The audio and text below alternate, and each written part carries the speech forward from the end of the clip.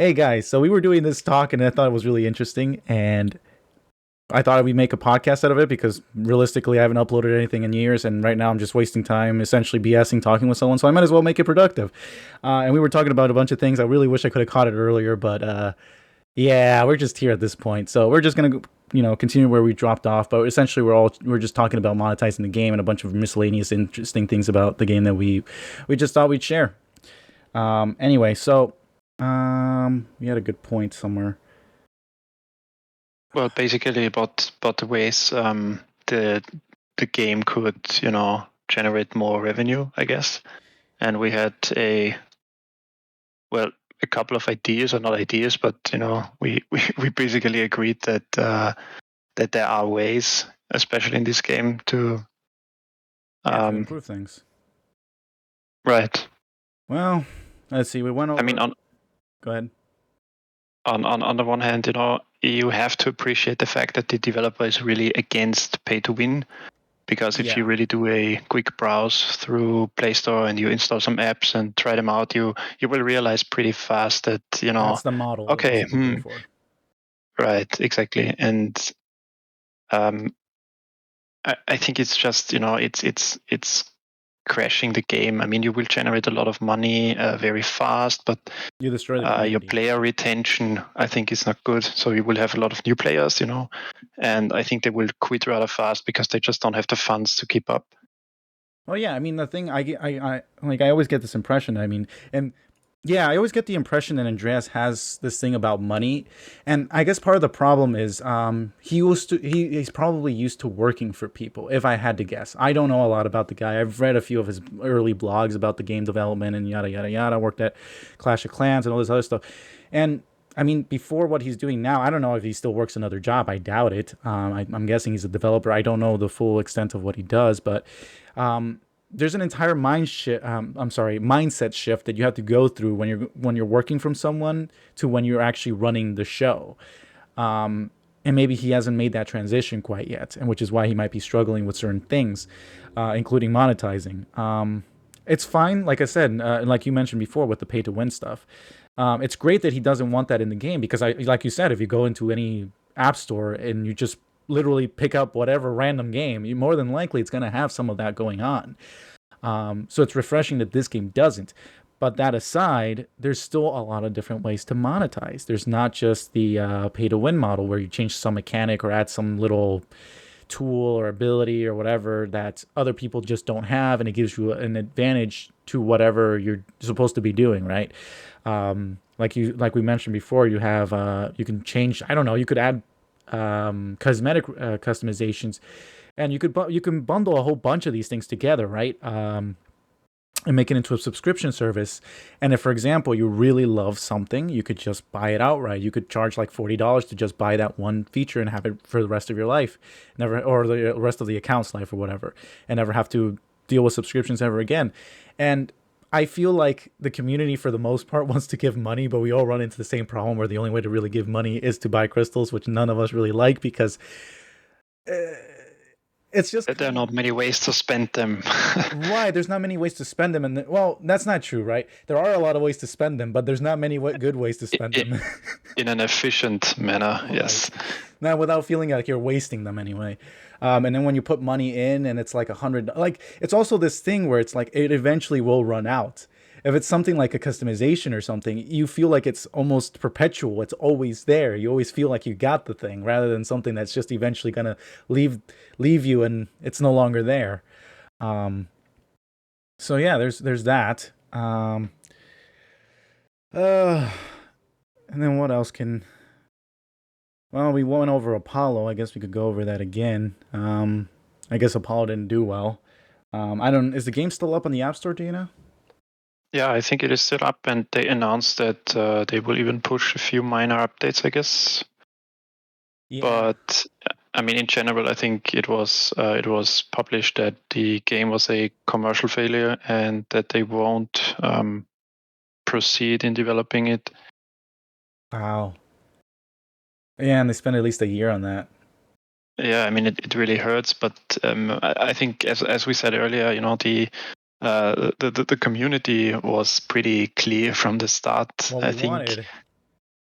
Yeah, right. I And I mean, they were working against that, I would say. So I mean, we know the Blue Stars from Hades, a 5 minute game, and they were just trying to create an own game out of that, and well, the thing is the too, community.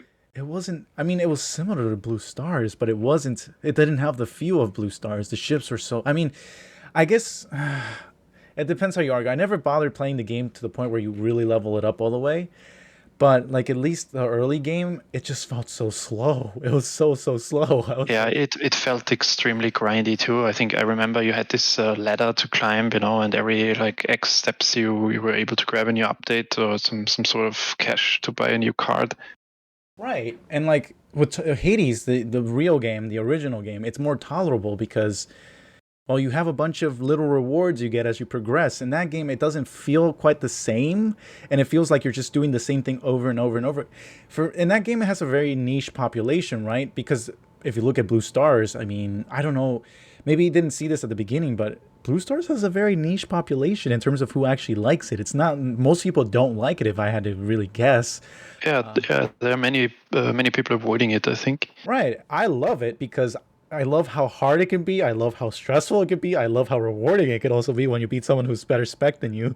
There's Right. a, Yeah. Right. I love it, right? But other people are not gonna like it because it's very fast. It's very annoying. Other people are involved and they're actively against you. And there's always this kind of competitive nature with people where if you lose, you just feel like crap and you're like, oh, this is terrible. And I get that Yeah. too, right? I just got over it. What I would love to see, is a stronger link between those. Let's call it three individual games. We have Blue Stars, we have Red Stars, we have White Stars, and I think the only link between Blue Stars and the core game is the credits you can get, the hydro you can get, and the fragments you can get. And I think the fragments are not really needed in late game, because no one is using relay. Please correct me if I'm wrong. Uh, yeah, At I'll just least not if you do. don't look at my system. Yeah, okay. I mean, there are always exceptions, but what I would wish for is a stronger link between Blue Stars and the core game, because then you would give people another reason to actually play the Blue Stars, because as you said, Blue Stars really appear like yeah, that the same, I don't know, 100 people doing them all the time, because I usually match the same people, and I tried it at different times. Yeah, I know. There were certain yeah, you always match different people. It's a little they did a really good job with how they fixed it. Especially before because it was literally just a grind. The person who could do the most stars and get the most fragments used to be the one who used to get the first place. Absolutely, yeah. Largely that's no longer the case. It was impossible for someone who was like my level to get anywhere near the top of the board. It was just impossible because the amount of hydro it would cost was insane. Now you see mostly people of my level and above who are actually on the leaderboard. You could argue, I mean, their builds are insane too. I mean, they have Omega 12, Omega Rocket 12, and like Dark 12, and all these ridiculous mods. But at the same time, it's not like you're gonna get paired with them if you're a level whatever 50 and a battleship level 3 or something. You're not gonna get paired with those guys. So it's leveled off the playing field in that case. I'm sure there's still some smurfing going on. I haven't looked at it that much. There's some people who will purposely put on certain mods and in order to Yeah, like no support mods and a high level dart, I think, stuff like that. right, yeah, they'll manipulate the scoring around Yeah, to yeah. match lower level players, and that's pretty shitty. But it's hard to. And I can understand why that's hard to also deal with because when you're making a net, you don't want to make it too restricting because then what happens is it ends up catching people that shouldn't, and then that brings up a whole other set of problems. So, I mean, it's Well, a I'm pretty happy at the moment the yeah, way they fixed it. yeah, same here. I mean, of course, you can always criticize matchmaking, and I Right, see that a lot. That people, like, that's end hey, what game the though. fuck? I got matched against the Bond 12. Yeah, but that's also dependent on the overall player base. Right. If you have like 50 people to pick from, then the matchmaking will be great. But if you only have five, or I don't know, it, you can't really pick. You can Right. either decide, okay, I'll replace this player with a bot, or I'll just match those five together. Yeah, I mean, the other thing you have to realize is it gets worse when you get the higher levels. When you're in the low level, probably isn't that big of a deal because the pool is bigger. The higher levels where it Exactly. always struggles because not only you're gonna get the tryhards, but the pool is also smaller, so the chance of you getting one of those tryhards is much higher. Um, Not to say that I don't enjoy it, Yeah. by the way, because I'm a tryhard too. But yeah, no, it's definitely better. It's a million times better. Now you don't have to have that struggle where you would like you couldn't find a stupid match to get ranked, and you wouldn't be able to rank because it would just be so hydro expensive. So they allowed the time to run as long as it needs to until you find a match. So that was a great update.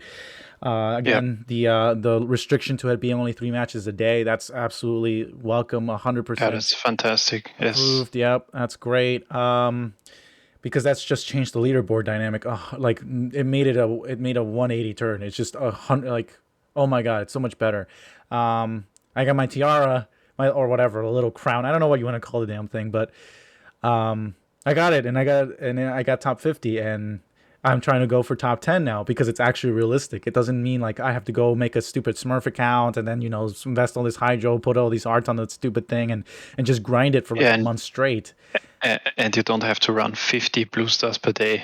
Right. People were legitimately doing that. I know somebody. Because I got sick of these level 1 battleships running a battery 12 and a passive shield 10, I think. Yeah, and they used to kill everybody. They were winning. They were winning every season.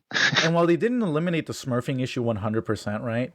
Things like that don't happen as often anymore. It used to be a lot more Yeah. common in those days where you would find some stupid guy with a really stupid OP'd weapon and then on a low level battleship. More often now, it's actually a high level battleship using lower level mods. I don't know if it's even possible to necessarily fix that. I'm sure it is. It's just complicated. Yeah, and you can always improve matchmaking, right? You can always balance and tweak it, and Right. But but it's never going to the be perfect. system, no, it won't. And it's true of every game. You look at any game, it doesn't matter. Show me any game, and I will show you a problem in the matchmaking. It just does. It's not. You can get it as the goal with matchmaking is to get it good enough where it's just for the majority of people it presents a good experience. Where it's bad is when it's producing too many bad experiences. That's where the matchmaking really needs to be fixed. In this case, I think Yes. they found a good balance. Yeah, but it's like we have so many different builds possible. I know other games Right. where you have like, okay, you choose model A or model B or model C, and then you choose two skills. I don't know.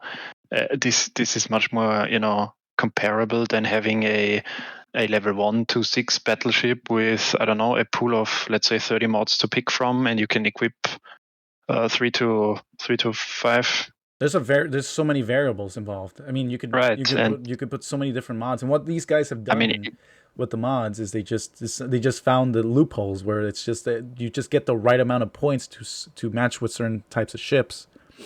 exactly. I mean, okay, sure, Bond is very strong in Blue Star because in Blue Star you can die of two reasons, right? You can either be killed or you can be pushed out of the map. Right. And Bond is a pushing mod, a crowd control module. Okay, sure. So Bond can be extremely strong.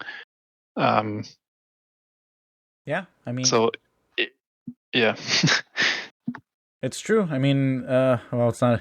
It's great for a lot of reasons. A lot of people don't even take it like. It amazes me. I think I don't want to sound arrogant, right? Because I just don't see this. I do these games all the time. I just don't see a lot of this. And not to say that people don't find creative ways to use Bond, but I feel like the majority of people just use it as a telebond or Destiny Bond, right? They just they bond you and try to get you out of the map by using teleport or Destiny. Very yeah. rarely do I see people like trying to manipulate people around, move things around. You have no idea how many possibilities of screwing someone over Yeah, opens up I've with seen you. you. I've seen you bonding around bombers, for example. So you wait until a bomber is nearly fully charged, and you bond the bomber, and you tell it over so that the rockets land at the enemy. Perfect usage, right? Yeah, not And even and just those that.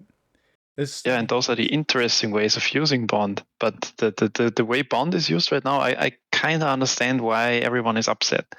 Well, yeah. I mean, I Bond. Well, do you mean in pertaining There's to? no Go ahead. Well, earlier you said you like Blue Star because there's a lot of skill involved. You need to know you need to know a lot about the game in order to react properly, Right. or to react properly to the build you see, to the mods being activated. But with Bond, you just it's very easy to use, but at the same time, it's very powerful. So. Right. You gotta get your ass kicked a bunch of times before you really learn the game. That's really the long short of it. Yeah, and in my case, I'm sitting in Europe, and I can see I can see delays of up to 1 to 2 seconds. I think so. When I press, let's say I press my shield, it can take up to 1 or 2 seconds until it actually activates. And the Yeah. same goes with Bond. And this is especially for players not in the US, this can be extremely frustrating. Because I see the Bond coming, I have I know how to counter it, but I just can't because it's so fast. So I don't even know if that actually is the case, and like because I'm in the U.S., I'm in the East Coast, and I have problems with that too. Okay, The okay, delay is yeah, like 1 or 2 seconds, and then I'll see some people who are like instantaneous reactions, and I'm like there's some really bad ones sometimes I'll see, like someone from Russia or some from like some weird country, and they'll be like, I remember one game, maybe you saw this one. Some guy was going to teleport to me and then Destiny, and then I teleported away like a decent chunk of time away, like maybe 1 or 2 seconds by now, and then immediately he pressed Destiny, but that was like I was already gone for 2 seconds. yeah. But yeah, there's delays. That is a problem, and I don't know. I mean, I just learned recently when I was talking to some of the guys on the chat on Discord, in the Blue Star chat. They said that apparently you can actually use Destiny. You can tap on Destiny. No, I'm sorry. You can tap on Bond. So like the first mod you would use is Bond, and then you tap on Destiny immediately, and it could look like you did it instantaneously. I had not seen that up to that point because I forget who's Colin, I think was the guy's name. Colin shared a replay of it, and I just thought, how the hell is that possible? That was instantaneous. Okay. And that's how they did it. They would hit Bond, and then they would immediately press Destiny, and it would look like it was an instantaneous reaction. Well, with a good latency or good ping, I think that's possible. I tried the same with Bond Destiny, so I just hit Bond and hit Destiny at the same time, and It slowed to me down. it happened that I just Destinied and landed somewhere else, and then I bonded, and it looked like like what the fuck. But you used Bond for sure first, right? Yeah, I clicked Bond first and then I Destiny. So I don't think that's stacked. That I doesn't think make your client just tells the server, okay, it sends a packet like that says, okay, this guy activated Bond, and then it sends another packet, hey, he activated Destiny, and if the Destiny packet arrives first, you just Destiny first. That's my theory. Okay. That's a pain in the ass then because But again, I don't understand enough about the game in terms of core servers. itself. Yeah, it's kind of hard to judge, really. I mean, I have the same problem. Again, I'm in the U.S., so I'm closer than you, and I still have the same problems. So I don't Yeah, know. you can have similar issues in RS. I think RS works Yeah, on ticks too.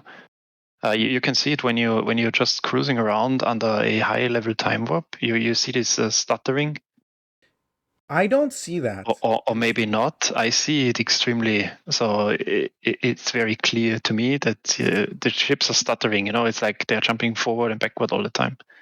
Yeah, I don't see that a whole lot. Maybe again, maybe it's just a latency thing. Hold on, let me just put something on a charging port. Sure. Okay.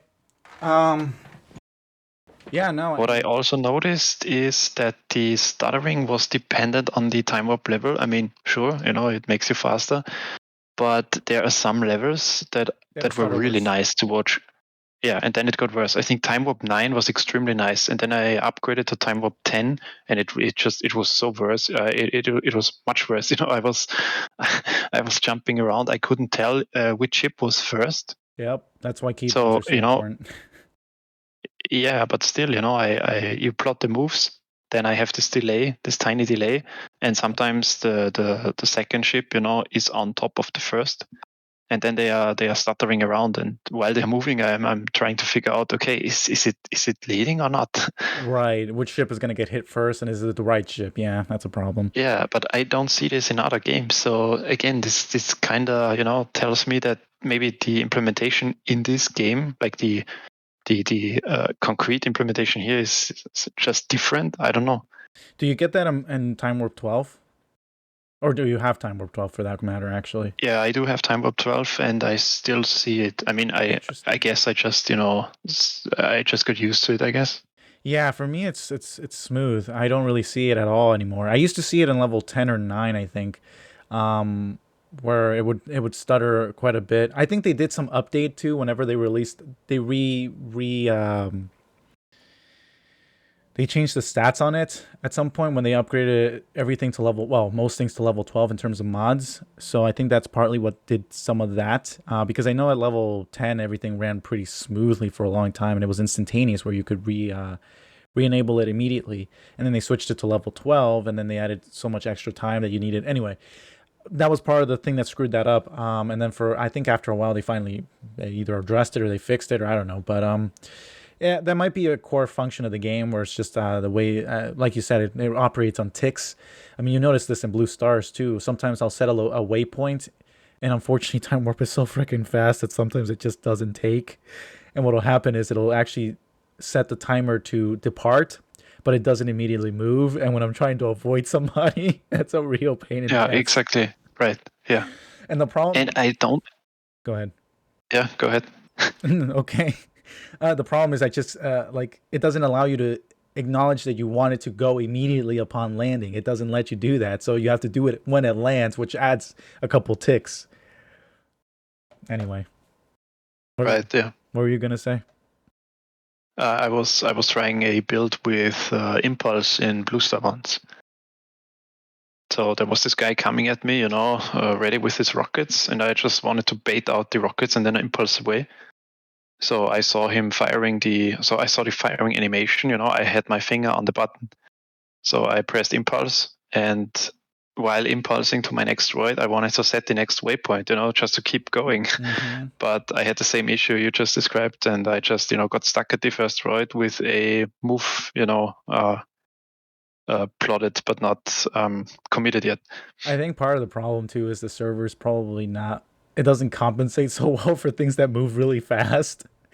I remember Yeah, there was this video on Reddit some time ago where this guy like loaded up this transport, put all the speed mods. I think he upgraded the whatever that trade boost mod where it speeds up the transport based on how many shipments you have to one planet. I think he just maxed out a planet to one destination or something, and he loaded them all up on that transport, and it just glitched out. It just it was basically instantaneous, and the computer just couldn't handle it. I guess the server just couldn't handle it, so it just kind of moved all over the map for a second, and then finally settled where it was supposed to go. But it just freaked out because it didn't know what to do with it.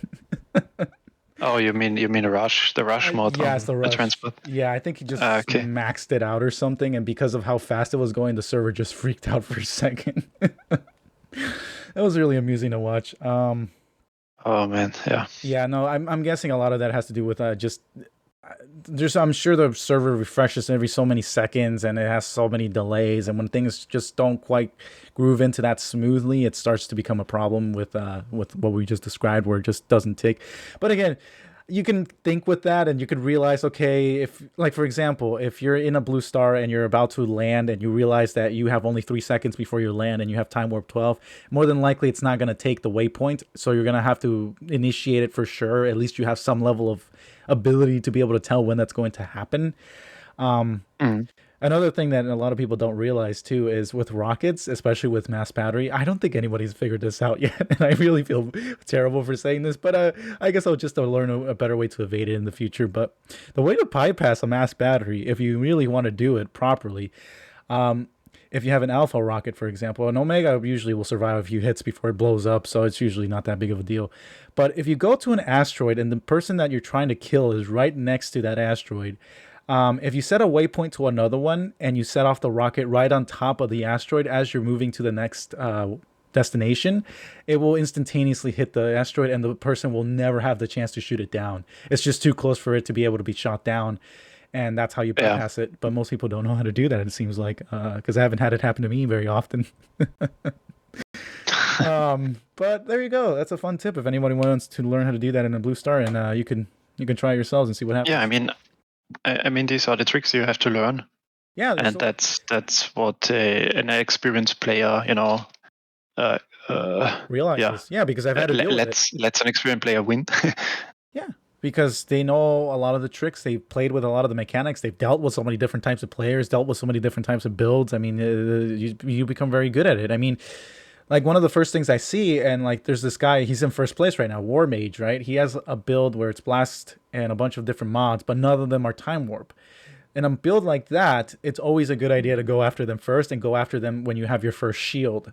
Because if you can force them to use all those mods and then deprive them of time warp, you're basically all set. They won't be able to do crap to you at the end. They're screwed. Yeah. Right. Yeah. But you know, there's all these tricks. There's also what is the other handy thing? Oh, I hate dart and area shield. I still haven't figured that one out. Well, hotkeys, I would say. I realized that many people are not using hotkeys. That's true. I mean, the mobile users can't use hotkeys. I honestly, you know, the funny thing, I am so good at mobile at this point, and I've hardly played on desktop that I will almost never go on desktop to play, unless like I'm just screwing around, because I'm just so used to it on mobile now. But you're right. Definitely, like there's something that really pissed me off one time was that, you know how the two ships can hover above each other, right? This would have totally been not a problem if I had a keybind, right, where I could just select my ship. The two ships were right on top of each other, so I couldn't select my ship. I had my shield ready, but I couldn't select it, so I couldn't activate it, so I got killed. Oh, damn it! Yeah, that sucks. But it's a rare. Those things are 1 in a million chances. It's very rare for that to happen. So I can't complain too much about that. It's not a real big issue, but yeah, for sure. There's definitely some advantages on desktop that are not present on mobile. Like for example, you could even look at all the mods at one time on desktop. You can't do that on mobile. You have to actually go to the person, look at their mods individually, and then you can kind of get an idea of what they're doing. But on desktop, you press a key and everything shows up for you. You don't have to go through all the ships and guess. And the big thing about that is if it gets really confusing toward the end, I mean, you could see everything again really quickly, so you realize who you need to attack first, who you need to attack second, and who to get on third. But yeah, again, the biggest surprise to me, I this turned into a whole thing about blue stars because I'm a fanatic, I guess.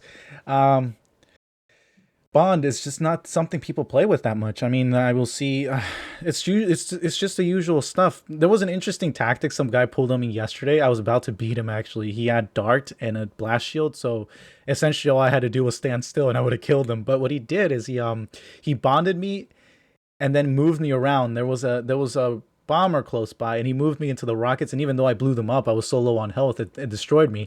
That was a creative way of using it. He died afterwards because all his mods were used up, and he was low on health also. But he got me. Yeah. And then the one I love the most, and is really fun, is the one where you bond, like you said, a ship toward a player, and if they only have a single target system. Most people are not expecting me to do that because it's a very rarely used tactic. Almost nobody does this, which is why it's so easy to manipulate for people, for me to manipulate people with it because they're just not expecting it. And I will push a Colo or a bomber or something, especially on a ship that has blast shield and has laser. I will push a bomber or some ship that can withstand quite a bit of damage into them. I will get close to them, but not too close to the point where I can actually push them in, and then immediately after the bond ends, I can go in there and start shooting them. And they will still keep shooting whatever ship is in there, and then they'll take all this damage, and I can run away pretty much scot-free, take almost no damage, and potentially kill them in that process. There's also the one that I really love where if like there's a player and I push a Colo right next to them and they have like a single target weapon, like a battery or laser, I shoot a rocket at them while they're busy trying to figure out how to deal with the Colo, and it just kills them. They can't react in time. It's so confusing. Yeah. But anyway, I mean, there's a lot of variability, and I guess a lot of people just don't test the waters on what's possible. I gotta admit, the build with the dart and the area shield is very innovative. I would have never thought about that ever. And the first time I bumped into it, I immediately got screwed over. I just got plowed. There was no way I was gonna be able to do anything against that because I didn't know enough. I didn't realize that the area shield was actually gonna cover it. I just thought, oh, I just go next to this guy, blow up all the darts, and just kill him because he won't be able to deal any damage to me. And nope, I got screwed hard. Anyway, I think I'm content with all the blue star discussion. we can go back on the economy situation here and the whole development thing because I think that's still very interesting to talk about. Um, Oh yeah. the update. So Uh, Yellow Star. yeah. Well, I think earlier we were talking about the economy aspect of the game. So Yeah, which is basically shipments only. it's very boring. Um, Yeah. this comes and again, I don't think in. I only know that he played, and again, I don't even know if the other developer or developers, I don't know how many there are in the team, have experience with economy games, but it takes a very special type of person to really put together a good economy game because it's a system of systems of systems of systems. It's just a very endless, complicated mess of things that when you put it together properly, it runs really well. But if you do it poorly, it really does punish you. Um, in this game, it's not like that at all. There's no way to automate anything. In most economy games, you'll find many ways to automate something. Um, Now, if it's set up improperly, like for example, if you take like a city simulator, like what's it called, City Skyline or something like that, that's essentially an economy-based game. It's just it's not like the resource mining kind of games where you're just moving resources around and just kind of setting up all these automations and stuff to process all this stuff and then add so many things so you can build new stuff. It's not like that, right? But it's at the same time, I mean, you have to deal with traffic. You need to deal with all these different changing variables, different demands, different infrastructure you need to build. If the roads are set up properly, do you need to build railways? Do you need to build? That's an economy-based game, and there's a lot of nuances to it that make it very fun because it's continuously challenging game because it essentially assumes that people will always move into your city and there will be no net or lower migration patterns to it. So it's a very challenging game if you want to keep it going consistently. But Yeah, it has the aspect of growth, but economy based growth, right? If you provide all the necessary resources, you automatically level up. right, exactly. This game doesn't Yeah. do that at all. It's everything is No, you have to work you for everything. grind for days and then you buy an insignificant update for a few millions of credits. I mean, I don't even have that a problem with that necessarily. My problem with it is I wouldn't like again the whole thing on the video I made ages ago about the economy. Um, it doesn't. That reflects real life very like he actually did a very good job in that because I mean what ends up happening is people are looking for the score, right? They're looking for the thing, and in real life, you have taxes, which makes it almost more complicated. You buy a piece of property, you try to sell it later after you make a profit. A chunk of that goes into taxes, depending on how much it is. It could be as much as 20 or 40%, right? Not a thing in this game, but that's just an example. But often these things are very expensive to invest in, like real estate. If you decide to buy like an apartment complex or something, it's like $100 and something million, and you only have so much money, so you have to get debt from somewhere, either banks or private loans, and all these other stuff. And but the thing is, if you can work it out financially, where it's net positive and it's a substantial positive, where you're after all the costs are taken into and the expenses and all these different things that are in play are finally, worked out, it's essentially an endless money making machine. And you never have to do anything with it if you have like a management team, for example, in an apartment building, you have a management team, you have all these other types of workers there doing all the work. You just leave it alone. You monitor it every so often to make sure it's working properly and things aren't broken and someone's mismanaging something, right? But essentially, you just leave it alone. This isn't true in this game. You upgrade something really expensive, but you don't leave it alone. You have to constantly work on it without any type of way to get out of it. It's just you. Yeah, exactly. You have to do like a daily Routine. like a daily routine. Yeah, exactly. Yeah, it's a huge pain in the butt. And I understand where it's coming from. Like the argument has been played. Oh, well, we want to make sure that players come back and there's recurring player base and all this other stuff. And fine, right? But there's many, many, many ways to do it. And that's not even okay. That actually is part of it for me because I have to turn on the relay every freaking day and it's a pain in the ass. But it works for me because I do blue stars, so I get a bunch of frags and I like it. It's a good cycle for me, right? It's easy enough. But the thing is, there's many reasons why people come to play the game. And again, I think he's always underappreciated the community itself, because a good chunk. I mean, the game experience in Hades specifically. I don't know. This is probably true of other games, but this It's especially true in Hades, where I would say 80%, not 75, of the game experience is playing with other people, getting involved in a community of players, in a corp, in Discord, whatever, right? And just having fun and sharing replays, sharing moments, sharing stupid things that happen. That's a Yeah. good chunk of the game right there. It's a social game. Even though when you first start the game, you have no connection whatsoever to anybody. The only thing you really have is the galaxy chat. But because of Discord and all the different corps and all their own individual Discord servers, the game really turned into a social hub. And between, like, for example, I guess most people have kind of, including myself, I'm just content with the way the game was set up. Like, there's no friends list, there's no private messaging, there's no all these other stuff, right? Can't keep trying to people that way. So most people just use Discord, which is fine. If they want to build the infrastructure, fine. It's already kind of been set up that way where now Discord kind of fills in those empty missing gaps. But there's a good chunk of the reason why people will come in is because of other players. I mean, oh, we're doing red stars. I'm doing red stars. I'm doing this. I'm doing that. Oh, you want to do this? You want to see this? You want to do that? Like, people will come back to the game for other reasons other than the actual bare necessities of what's needed in the game itself. You don't necessarily need to force people to come back, bend their arm backwards to do the shipments every day. If you could automate that, people will probably, especially on the end game, because it's so boring right now. I'm guessing that's what they're trying to fix in this next update.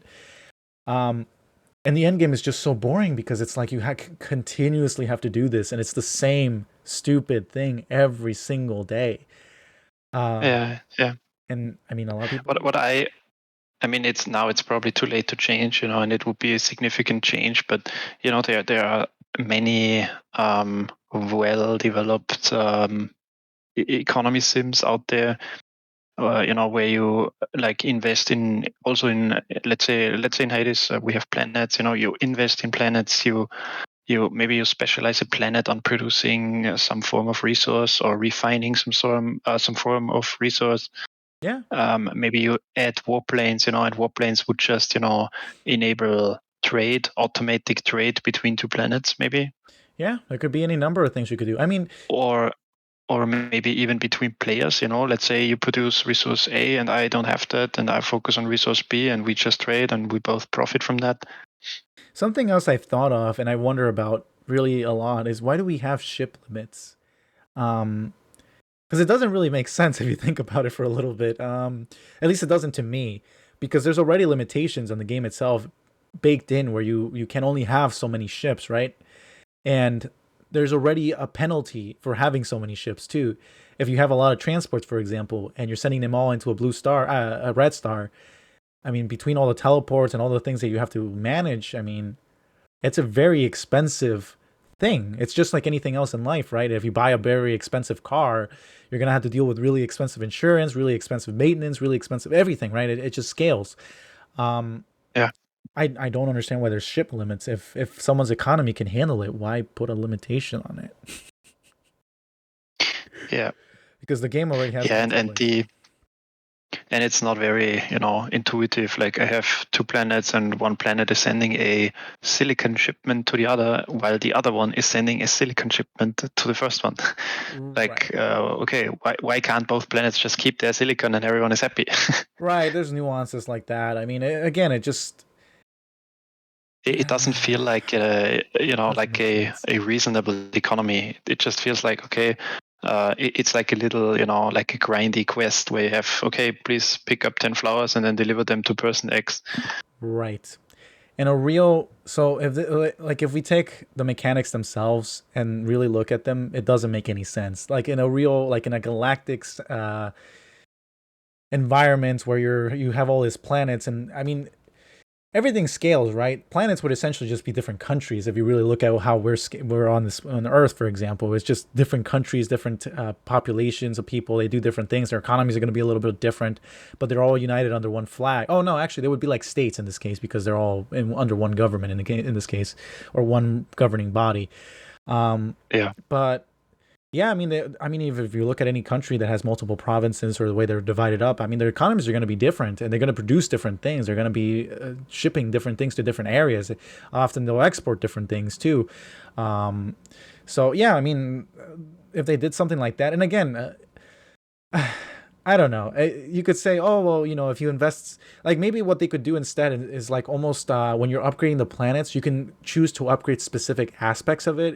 And it's almost like a tree where if you decide one particular path, you can't you Right, can't you right, right. can't go into another path. It has to be that one path. Exactly. Um, Right. You can spec a planet to produce, let's say, I don't know, like you mean like a complete tree of products, like I don't know, weapon parts. No, let's say metal parts, and then in the process you can spec it into, I don't know, some weapons or whatever. right, And another planet could be agriculture and producing, I don't know, right, but some yeah. yeah, that would be really cool. But at the same time, it would probably change the game too much in that case, which is why they would probably won't just do it. Exactly. But it Yes. doesn't have to be that Yes. extreme Yes. either. Yes. I mean, I'd be perfectly happy with what I suggested before. Just make it automated somehow. Just But what I would love to see, like in I don't care about the way it is implemented, but the form I would like to see is that you really have to put thought into the way you build your system, right. because right now we have those randomly appearing planets and you can't really control that. So I guess um, it's kind of funny because we go back and forth with this whole thing, right? It's like, well, the logical argument would make sense of that because technically you can't just randomly decide where to place a planet, but then like you look at other aspects of the game that don't make any sense, and that argument yeah, falls apart. yeah. Yeah, I don't know. I mean, yeah, it would be nice if you could do that. Hell, I mean, it's like maybe you could make that into a purchase or something. You can, I don't know. I guess that would be an advantage, and that's where it starts to really approach pay to win territory, where you purchase this I type of mean, thing. But anyway, we were talking about polls and asking the right? community, because Yeah, this game has one thing that's at least in my view that's not standard, and that's a very caring community, a very active community. we're all um fanatics. The ones who have stayed, I mean, the eh, ones at our we, level are we fanatics. are we are nerds. We are totally invested into this game. Yeah, And I mean, if I was the developer, I would probably just, hey guys, I got these ideas. What do you think? Please vote. Please discuss.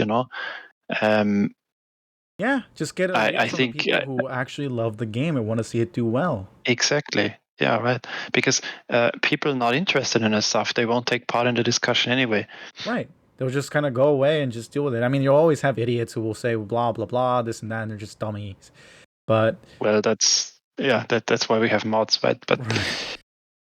I mean, if you look on HSO, I mean, there are so many discussions going on, and I would love, this stuff to be, channeled a bit better, or maybe even with some, I I don't know, some dedicated mods. Okay, let's say, okay, feature X or request X is actually, or suggestion, whatever, is actually a very good one. Make a separate channel. We discuss it there. Maybe one moderator just for that, and yeah, they just go through the suggestions and things, and then like the top ones get pushed up, and then a poll gets yeah, and then released. there's a monthly session with the devs, maybe. Yeah, that'd be cool. I mean, I would love to just get it like a session, like what Andreas did.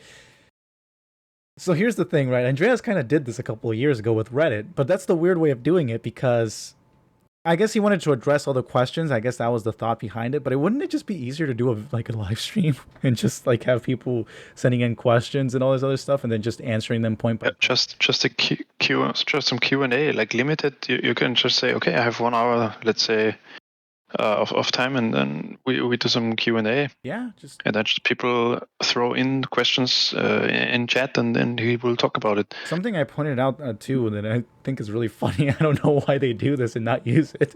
At least it seems like to me they don't use it because I only get emails about the updates ever. But they have a mailing list. And they don't want to pester people in the game because that's one of their big things. They don't want to have these clickbaity, like stupid advertisements all the time in the game popping up when you're playing it to buy this or buy that or buy this or buy that, right? Just send them like if you release something that is monetizable where you're going to be buying it and it's not something that's it has good value to it attached to it and it's a good exchange, send it through your mailing list. More than likely the people that are on that mailing list are the ones that care because the only time you ever hear about the mailing list getting subscribed to it is if you're on the website, which most people will never do that, because if it's a new person that just happens to be on the website, they're never going to subscribe to the newsletter from there. I bet you 99, if not 100% of the people that are coming through to that list is from the Discord whenever they release an update or they're mentioning an update, and to get into the newsletter mailing list so they can get it, or from the in-game what do you call it? Kind of like little announcement they make every so often when they're announcing updates. Those the news, yeah. The people who will give a shit about that are the people who are fanatics like us. We want to see, oh, what's coming up? What's coming up? What's new? What's new? What's new toys? Right? We're all excited. So like, and then we're all complaining and speculating and wondering what the hell is coming on the update, and we're wondering, oh God, is he gonna screw something up? Yeah, right. But we all care, right? And if he did something like that, where just every time he released a new monetizing product, like I don't know, whatever it ends up being, if it's a customization, if it's a adjustment, if it's a title, if it's a freaking frame, if it's a frame on my freaking icon, I will buy it.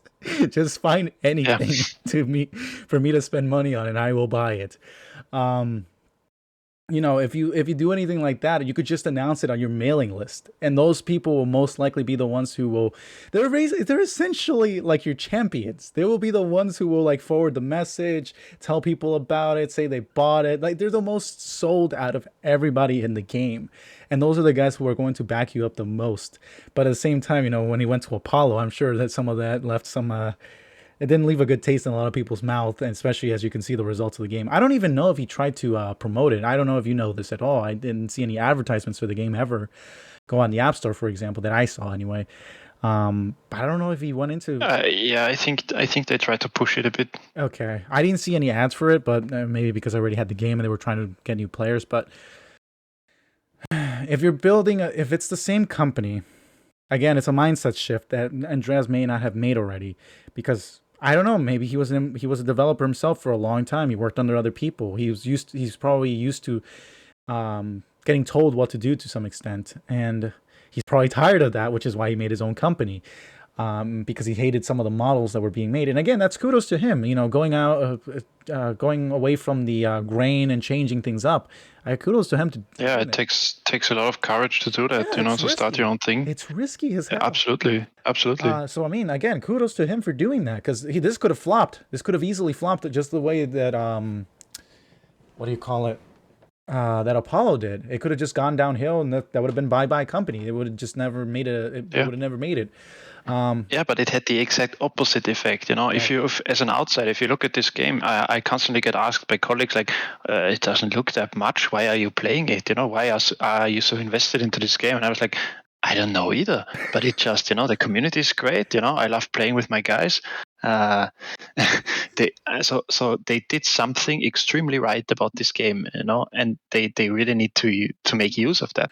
And I want to see them succeeding because of that. Right, same here. Again, I mean, the concept of white stars, it's incredible, great idea, Yeah, I mean, except I'm also tired of them because for various reasons. But yes, the concept. No, I don't think anyone's ever come up with a concept like that.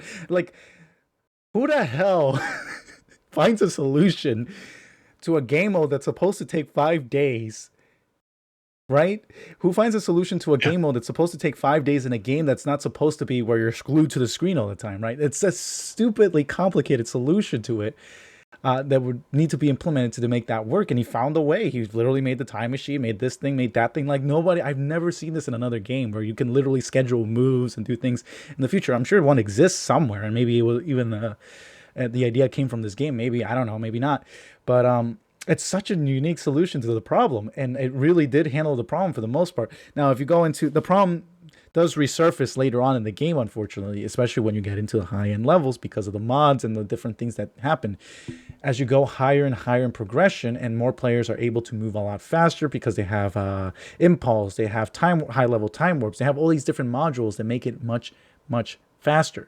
So, unfortunately, because of that same reason, that gigantic gap of time that seemed to be infinite at the beginning is now very minuscule, because moments can make the biggest difference in the game. If you're not on at a specific time when something is needed, you could lose the entire match because all your ships get destroyed. Yeah.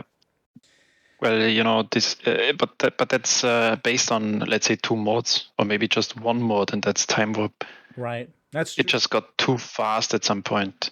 Like I check the map, everything looks fine. I go into a meeting, I come out of the meeting, and Everything's blown suddenly up.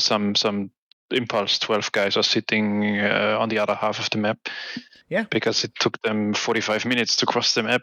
Yeah, Now, do they need? but again, that's module balancing in my That opinion. could be So true. Yeah. I mean, that's really the gist of a problem. I mean, the speed of the ships never changes. I don't think even if you upgrade the individual battleships, it changes much.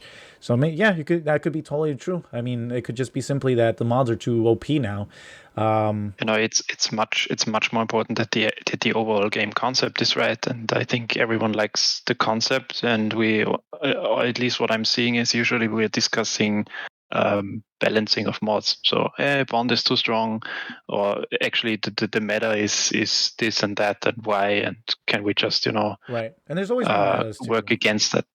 Right. Yeah, well, the recent updates, I mean, They've been great for the most part. bond leap is still a thing, Yeah. or fishing in general is still a thing, but not in all matches. So it's a beginning.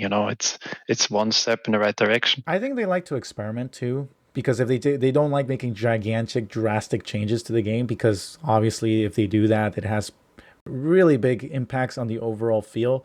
Like for example, what we were describing before, maybe this is their attempt to make an economy-based game within the game that already exists without screwing everything else up that's in the earlier game. They're trying to make it into a whole new star, right? Because they don't want to screw everything up. Because they've kind of done Yeah, that a little bit right now, where, well, I wouldn't say they screwed it up. What they've done is they've sped it up from the lower end, but the problem is at the high end, there's nothing to do except for, having, again, a good community will help alleviate some of that problem because a good chunk of the pleasure from the game is playing with other people. Again, it's like I think it's 80, 75, 80% of the experience, in my opinion. Maybe other people can disagree with that. That's fine. I think that's still one of the biggest reasons why the game is so addicting because the people are so fun to play with most of the time. Especially since you can make your little nook and cranny in this game and make your own little corporation and find a bunch of people just like you and have a good time. And I think that's really a good thing. But yeah, I mean, I think the community has also like been underutilized. That's one of the biggest problems. It kind of feels like maybe Andreas will address certain things. He will kind of use us as his almost lab rats. It seems like I guess that's a little bit of crude way of saying it, but it just feels like we're just kind of there, right? And we have some kind of say, but we kind of don't. It's a very love hate relationship kind of feeling. I don't know. I was really happy when they launched the Apollo beta. Right. Like, okay, hey guys, please check it out, my new game. Submit feedback using this feedback form. Yeah, that's cool. And I really hope that they will do something similar with Hades. Like, okay, um, maybe in a few months, okay, we have like basic concept down. You can sign up here for beta. I don't know. Then when you sign up, you get access to, I don't know, some extra scanner. Or I don't know. Please jump over, test it out. Well, yeah. I I mean, don't they know. gave you like a they gave you a badge or what did they give you? The Pioneer Yeah, badge some form of right. Yeah. in Hades when you first started the game when it was in beta like 4 or 5 years ago. You'll see some of those players still around, and they have the original badge. I'm like, man, I'm jealous. I missed it by a year. Yeah. But yeah, I mean, there's all these little things that he could do that incorporates us. I don't know if he has some level of disdain for us almost because there's a lot of bitching and moaning, and us included probably in that. Me especially because I complain about a lot of things, especially the marketing. But it's not coming out of the intention isn't bad though. It's almost like the tough love kind of thing, right? Where the family members, they're your family members because they're not gonna kind of what do you know blow smoke up your ass. They're not gonna tell you, oh, everything's fine, it's okay, sweetie, everything's okay, just be the way you are. They're gonna tell you the truth, and it's gonna hurt. But Oh it's yeah. going to make you a better person or a better whatever it is in this case, and then more likely a developer. And again, I think a lot of this is a mindset shift, and he's maybe struggled with this because having a small team is never going to be the way to do it. Yes, it's very difficult to give up control, especially when you know you're very good at what you do. But when you become a leader or a businessman or anything, even like again, you can simulate this in a game. I did this with the corp. You need a team. You need a big team, especially to cover all areas of the game, so that way you don't have to do everything. If you hate something, if you absolutely hate something, I would recommend he would even watch the Mr. Beast videos on YouTube. You know, he has some interviews on there. I listen to this guy because he's very interesting. He has 100, I don't know, he's approaching he's not some stupid number, 75, 80 million viewers or something. Yeah, very wealthy. Yeah, but the funny thing is he's not, and not in the way you would think, right? You would think, oh, he has like millions and millions of dollars in the bank, and he's doing all. No, he spends most of it on videos. That's the type of Yeah, mindset that yeah. that he should have if he doesn't want to feel bad about charging money for people money for things. I don't know. Again, I don't know what the reason is. I'm just assuming here because it doesn't make sense to me. Just reinvest all of it in the game. Do what Mr. Beast does. He just reinvests all of his money back into his videos. Literally every drop of it that he can, he reinvests it into the videos. He's like in some of his interviews. I mean, you listen to some of those things he's saying. I mean, he's lost hundreds of thousands of dollars on some videos because they didn't go right or they just didn't feel right or they didn't fit with what he wanted to do. So he ended up scrapping it and he lost 500 grand on that freaking video. And it's insane. You think, my God, 500 grand, that's enough to buy 2 houses. Yeah. So, you know, he's got this particular mindset where he just wants something done, but he has a team. He makes that point very clear. If there's something you don't like to do, if you don't like meeting, don't like socializing with people, you don't like editing videos in this case, you don't like doing all these different tedious things, find someone else to do it that is doing it better than you know how to do it. You may need to invest a little bit of time in them so that they can get used to your type of workflow, so that they can understand what you're thinking with and what you want done. But find more people, because more people will make the whole process easier. It's going to be a pain in the ass. It's the same thing in real life as it is in this game. You're going to get garbage at the very beginning, because that's what happened when I first started the corp. All that I would get is just people that would come in, they would go. I mean, you do, even if we started a new corp right now, like a new sub corp, what would happen is we just find a bunch of people, fill up the entire corp. Probably most of them, if not all of them, will eventually just leave because of inactivity or we kick them out. And then we just keep getting new people, and eventually we will find those good ones. It takes time. There's better ways to do it, obviously, in different areas of employment is much easier because you can filter things, and you can, you could categorize. You can find people based on categories, all these different things. In the game, I'm just getting based on the pool pile, or what do you call it, the general pool.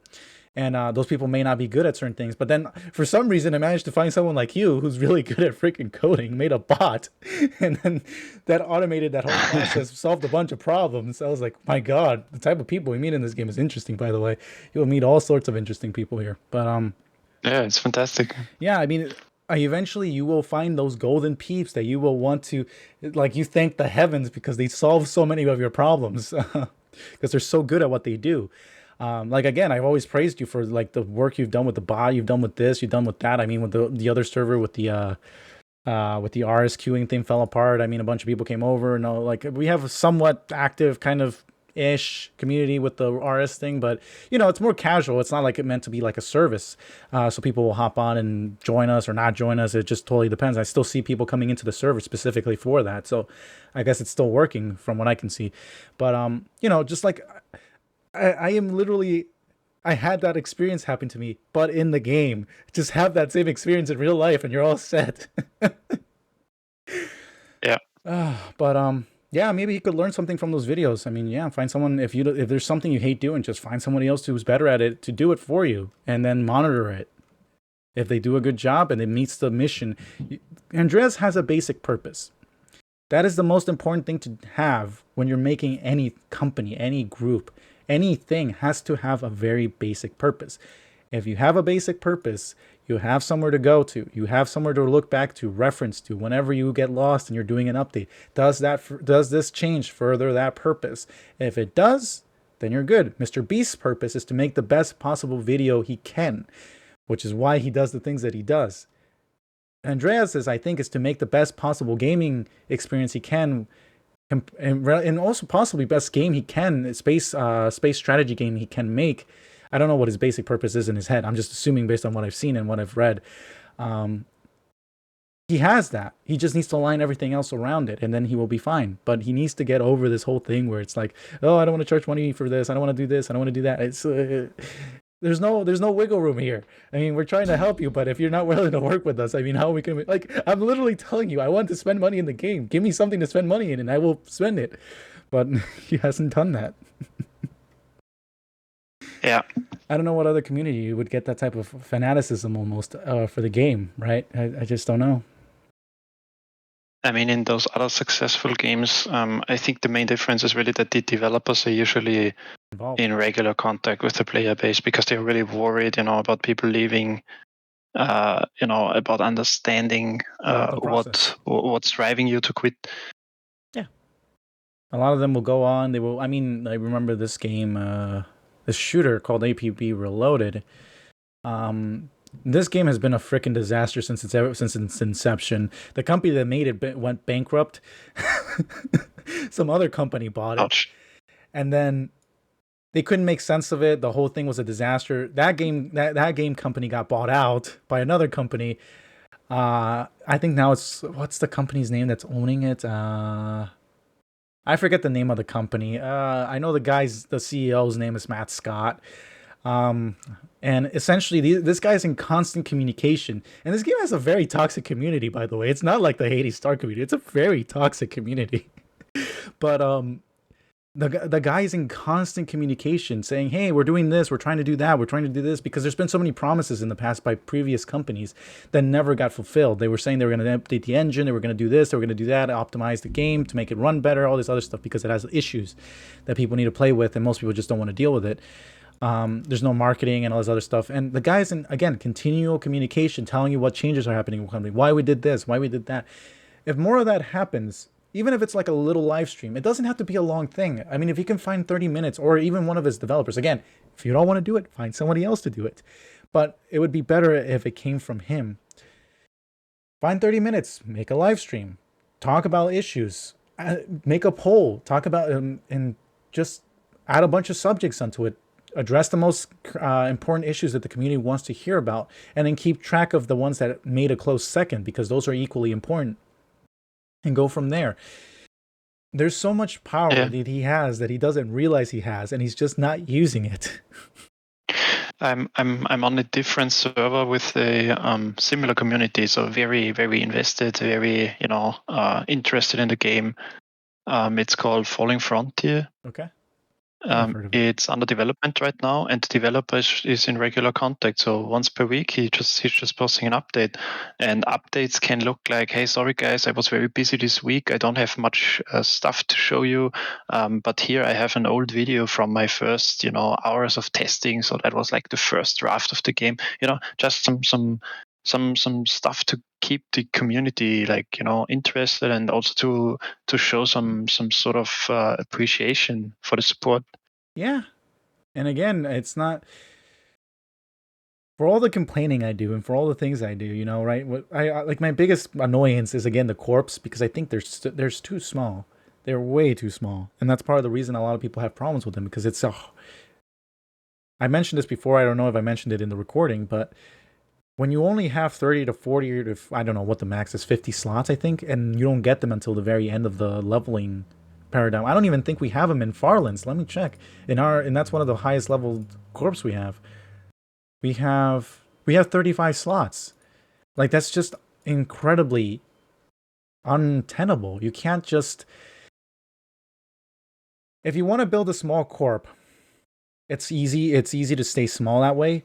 But the problem is that later on, what happens is, if core people need to move on, because this happens all the time in video games, especially in companies too. I mean, just look at any company.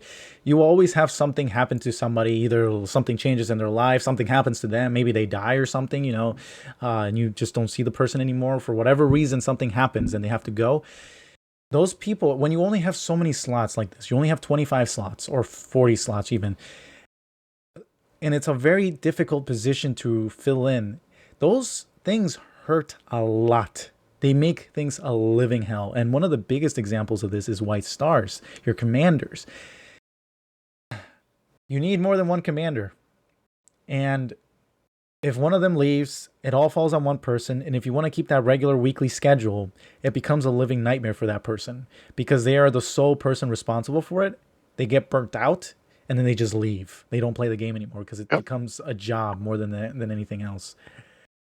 When you have like That's right. Yeah. Yep, I've seen it happen a million times. That's the one I can talk from personal experience. I've tried it. I've tried different ways to deal with this problem. The only seemingly good way to deal with this is to have a system like BSL. They just have this gigantic pool of players. That was my goal from the very beginning. And even though there were restrictions, I was willing to deal with the restrictions. I wanted to have a corp that was big enough where anytime anybody needed help with anything, whether it be a run in a red star, whether it needed some advice, whether they needed some emotional support because they lost all their transports or something. There was always somebody there because there was such a big pool of players in the community of the corp that they could always just have somebody there to talk to or rely on or get help from. It's really hard to do that with the current setup. Not to mention, like, I could bitch and moan about this whole thing. I can also come up with solutions like, okay, what's something that would make sense in this type of game if we were to expand the slots? And again, I understand the concerns. There's issues where, okay, what if all the players end up in a single corp and then it becomes like a super elite corp and everybody else is like being stepped on? That's already happening. BSO is already doing that in Red Stars, for example, and even arguably in White Stars. I mean, they just stomped. I mean, like, let's look at the leaderboard. They had, let's see, they had 2 corps in the top 5. Not to, well, I guess you can't even, like, you could even say the same thing about, what is it, what's that conglomerate called, with Legion and Ultra Matrix Zero, I forget the name. Collective. Yeah, the Collective even had 2 of them up there too. But this is already, like, this is my example here. This is already happening. People are already doing this because they've decided, screw the system, we're just going to make a fluid way of doing this, and we're just going to have people bouncing all over the place, and whether some... Yeah, and people just, they want to get their rewards, but with the current system, they can't play it the way it was meant to be. No, because it's like, very hard. just lock down the corp. So event starts, so we lock down a roster. Each corp has, I don't know, let's say 30 players. And these 30 players will contribute points. There have been so many discussions going on because it's a corp leaderboard. But if you look at it, it's not a corp leaderboard. It's about it's a leaderboard. I don't know where the most runs happened, I guess.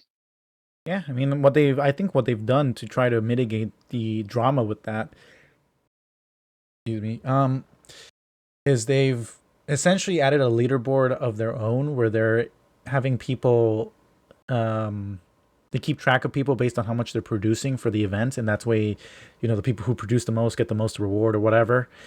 But even then, it's just like, yeah, what happens to all the other potentially hundreds of players who invested into that, right? I guess I guess in that case, if everyone's in agreement with it, it's not a big deal. But it's like, again, it's just they're essentially. I don't want to call it abusing the system because it is the system. It is the way it was designed in a sense. There is no other path. Yeah, it's no abuse. Yeah. Yeah, it's just the way it was designed. That they're just doing what as the system was designed, and unfortunately, that makes it very easy to do that. And not only that, it also punishes people like us, UIH, for example. We try to invest in lower level players because that basically became our model, our successful model, where we would invest in new players. They would grow up at some point and they would be the future, right? There would be our new recruits, there would be our new commanders, our new leaders, everything, right? But it punishes us because, like, starting a brand new corp is such a pain in the ass because you realize there's so many things with logistics involved. There is, okay, who's going to head this? And then something that happened more recently is when I tried to build I forget which corp this was. It might have been Gemini or something else. I was like, okay, I guess we'll grab some leadership based on the pool that we get. And often that ends up working just fine. I mean, Dreslin was one of those guys. He ended up being a wonderful commander. I don't know if he's still doing it. I haven't been involved in the corp politics because I just don't have time anymore. That's why I'm making videos like this where I'm just talking with you because at least there's something there for people to listen to and maybe they'll agree or disagree, or at least it starts the discussion, right? But he was a wonderful FO. He did a great job as a first officer. I loved the guy. I was amazed. He was the first FO. I forget which corp that was. Maybe it was Midlands when we were rebuilding UIH. And he ended up sticking to that position. And he was a wonderful, wonderful guy. I mean, I just can't. And he was picked out of the pool of people who came in from new players. And again, I mean, it's impossible to save a bunch of players from turning over because it's just not their cup of tea. They realize the game is is such and such a way, and they just don't like it, so they just leave, right? But for the people that are there, what we tried to do was make it so that the game was so easy to get into. It was so, you had so much support, so much information that you can easily access at any time, that it would make it very easy to stay because you already knew what was coming up. You knew what challenges were ahead. You knew what things were happening. You knew how to fix certain problems if you had them.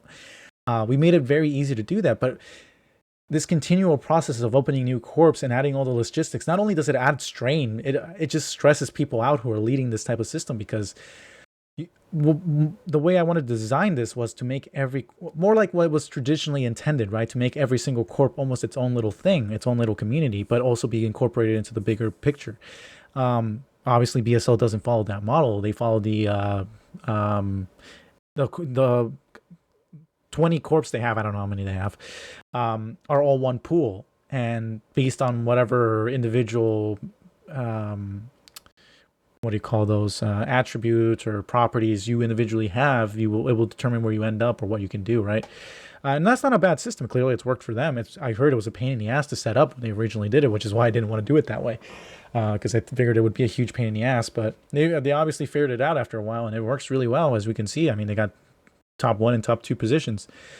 For the practicality point, though, if we go, like, let's say we expand the corp to 230 slots or something like that, something stupid, right?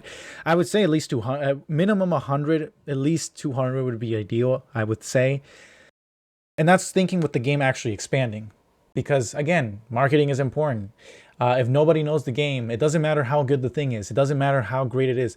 Yes, word of mouth will get places, but if there's nobody to give that word of mouth to people, and it does happen in this game, by the way, but if there's not enough of that happening, there's not going to be people coming in passively, organically. So you need to get that response stimulated by marketing. Anyway, that's a whole other topic that I've kind of gotten grumpy about, because I feel like he doesn't do that enough either. Doesn't market it. Yeah, what I would love to see in that context with corps or a limited corps space is, we can leave corps as is, but then we should, introduce alliances or something like That's that, where another you really can formally connect corps, and then when you do a white star, you just pick from an alliance roster. Right, that's another something like that. Yeah, that's another possibility. Because that's the way, I've been playing. I mean, not that's a totally different game. Guild was for years, and there we had the same system. We were a big community, over 1,000 people. Yeah. And the in-game corps or guilds, they just supported, I think, 60 people. So we needed at least 10 or more of them, and then we just threw them together into an alliance. And the game supported an alliance chat, so that was great. Yeah, honestly, that would probably, I mean, I'm assuming this. I don't know anything about development. You have a better idea than I do about this type of stuff. Maybe it's not as easy as I'm thinking in my head. I don't. Okay. But anyway, that's one way to do it without completely breaking the game, I guess. Instead of expanding the slot, maybe it's not. Maybe expanding the slots might be simpler. I don't know. But yeah, an alliance system would work too. I mean that's essentially what we got going on in UIH, and most of these conglomerates have to some extent done that. I mean, when we merge with people, well, you have even smaller corps. You don't even call them conglomerates. They have a corp and let's say a wing corp or something like that, where you put new players. Yeah. Even these kind of setups, they would, they would need something like that, because, as you said, the logistics are a horror. Yeah. And we are already short on commanders, because you have to organize everything. You have to DM people, you have to ping them, get them together. It's like herding cats. Yeah, that cat meme is very very appropriate. Then maybe you have some newbies, and then they leave corp during a scan. Then you need to explain them the stuff they need. Yeah, it's it can be very tough, and having some sort of system in place in the game itself, that would be, I think, a big thing. Yeah, I mean, the thing with this is yeah, either there's two paths here. You could take two paths, or you do both. I mean, I'd be fine with both. You just, because realistically, the reason why we have small slots is because there's small thinking going on.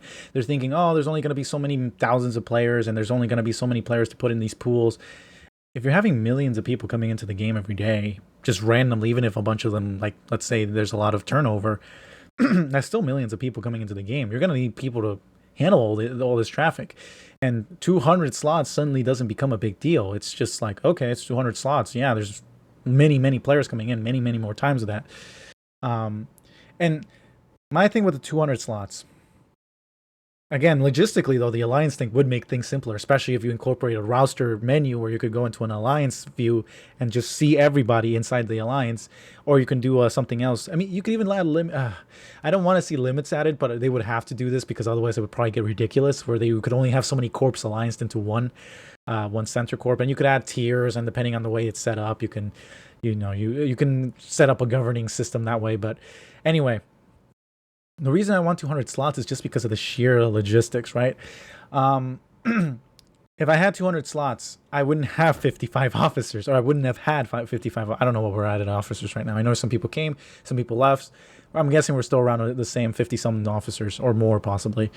Yeah, 40, 50, something like that. Yeah, we have like an absurd amount of officers, and a good chunk of that is just running the corps. Like, there's at least 3 for each corp to run it. Right, so instead of having those individual officers, we would only have 5 or at most 10 for a single 200 member corp, which would, I think right now, it would satisfy the majority of our membership. It would just be 10 officers rather than 50, and then whatever miscellaneous ones like server admins and moderators and welcomers, which I notice has become a very popular post title for a lot of people. Role, they just like to welcome people, which is fine. I mean, it's great. Aside from all those little nuances, I mean, we can have less. It also adds less drama more than anything else. Instead of like groups of 20 arguing between each other, it would just be one gigantic group, and then 10 people representing so many people, whatever, like however we want to break this up. I have no idea because obviously I've never thought about it this far ahead. Would represent the entire whole, which will allow for better cohesion, less arguing, more productivity, less drama. It just makes and you can, and you would also add the aspect of diplomacy, which is, I think, completely missing in this game. Yeah, I mean, to some extent, you can move corps between alliances, for example. Yeah. Or you can do, I don't know, like this whole thing, like the thing about expansion. So I've learned this very basic truth, right? If you're not expanding, you're contracting. There's no in between. Which sucks because it's not wrong. No, which is why I was like a fanatic for a long time with the UIH. I was always a fanatic on the stats. Okay, how many members are we getting? How many people are coming in? How many messages are we getting out? Like, I would look at the graphs all the time just to see what's going on with the server, so I could see like roughly where we're going. Because if you're not going up, you're going down. There's no in between. You could say there's a level, but level is gradually going up. There is no real level. No. Anyway, so my point in saying that is something that I just completely forgot. What were we talking about just before that we got into the graph thing? I'm so scatterbrained. Yeah, me too. We have been talking about everything. Yeah. We were just talking about, there was an important point to make though. Something about going up and not going down. Oh yes, the alliance thing. Okay. So something you could do is, okay, let's say you have an original alliance. And again, this is completely player-based. This would be nothing on the developer side. This is something that individual players, communities can do. Let's say you had one alliance that was 5 corps. Let's say it's limited to 5 corps, because that's what I would limit it to if I was setting up if I was setting it up myself, because if one person is in charge of every head that's in those individual corps, it makes things much easier. Anything more than that gets really chaotic. So let's say you had the original 5, and then those 5 got really big. Let's say one of the leaders in that particular corp wanted to try something like becoming a CO, becoming a commanding officer. It's kind of the ranking system we have, right? We have like regular officers, first officers, commanding officers. Every tier moves up. You get 5 additional people. So you would start off with 5 people, with the first officer being led by a first officer, right? Ideally, some people have more because they require very little effort to manage. And then you would have 5 first officers being managed by a commanding officer. And then if something, for some reason, it got retardedly big, like you had like 15 or 20 commanding officers managing 5 FOs each, then you would have like something higher than that. You would just keep expanding upward. But let's say one of them wanted to become a CO, and they split off, and or maybe they don't split off. Maybe the alliance is cut in half, and then both halves of they each manage their own things, right? They expand from there, and then it's almost like what do you call that cell division? Mitosis? I forget what it's called. Yeah. Yeah, where you just split in half and just expand. Because realistically, that's kind of how things work. If you're not going up, you're going down. You have to continuously expand. Now you can control the rate at what you're doing it, and sometimes you get a happy medium where it's kind of like you're expanding, but it's not consistently stressful where you're like a startup and you're just starting everything and getting things going. It's much easier to deal with. And not to mention, this goes to a basic fact too. The bigger you are, the longer you have to fix a problem. If you're a small guy, you can even look at small companies in the real world, right? If you're a small mom and pop business, something happens with the economy, you're essentially screwed. You don't have any additional funds in the background there to support you. It's the same with anything else. The bigger it is, the longer it takes for it to fall apart. So the longer you have to fix it. If you have something small, you could be taken out with the first hit. When you're big, it takes a lot longer. Yeah. But anyway, yeah, it could be something like that. I mean, an alliance system would be cool. Again, 200 slots or an alliance or both. I mean, I'd be a game for any of them. Whatever simplifies the logistics. Because if you're listening to this, I tried to do it the way you intended. I tried very hard to some extent, right? I did try to go beyond the limitation, but I tried to keep it in the way that you originally intended to do it. It's just very difficult because of the logistics. And again, having such a small pool makes it very hard to incorporate everything this game has to have. Maybe if you want to specialize, like to say you just want to do white stars, yeah, okay, that's a possibility, but it's not something that someone who's brand new at the game will ever be able to do, at least not with ease, because it's just finding those people doing this. I guess you could technically do it. It'd be very interesting to do an experiment to see how many people you could find that would be like hardcore on white stars, and you start up a brand new corp and do it that way. But that in its sense requires a management skills and leadership and yada yada yada. So it goes on and on. Yeah, just as a general thing. I mean, I work in engineering, and for us engineers, it's the standard procedure is if you encounter a problem, then you usually research first if there's a solution to a similar problem already, right? And nowadays there are so many games out there with I think the same issues. So I mean, and they've all solved it their own different ways. Yeah, but just by looking at other games, I think there will be 10 options that immediately come up that you can consider as a developer. And man, the biggest thing I could recommend if Andreas is ever listening to this is just to watch some of those Mr. Beast videos, because he has an interesting mindset on all this other stuff. Like a lot of what he covers is very, very cool and very applicable to the type of work he's doing. I think it's applicable for most people, to be honest with you. But something Mr. Beast pointed out in one of his interviews is, or Jimmy, whatever you want to call him, he said that when he first started doing YouTube, don't do it solo. Find other people who are equally as like fanatical about whatever you're doing like you are.